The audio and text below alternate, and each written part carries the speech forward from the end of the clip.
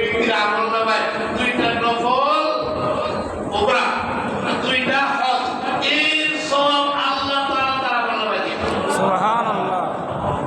আপনি এতেকাফ না করলে সুবহানাল্লাহ বলে পারে হতে পারে এই ছিলায় আল্লাহ ভবিষ্যতে সুযোগ দিয়ে দেবেন, ঠিক কি না?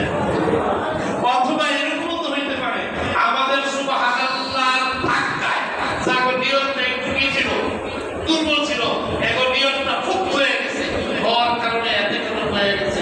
ওই যে আমরা সুবহানাল্লাহর ধাক্কা দিয়া ওনার যে নিয়ত খুব বাড়াই দিলাম, উনি যে কি হয়ে গেল, এতেকাফ বসে গেল, ওনার এতেকাফে যে সওয়াব পাইলো আল্লাহ তাআলা ওই সওয়াব আপনার আমল নামায় আমার আমল নামায় পারবে কি পারবে না?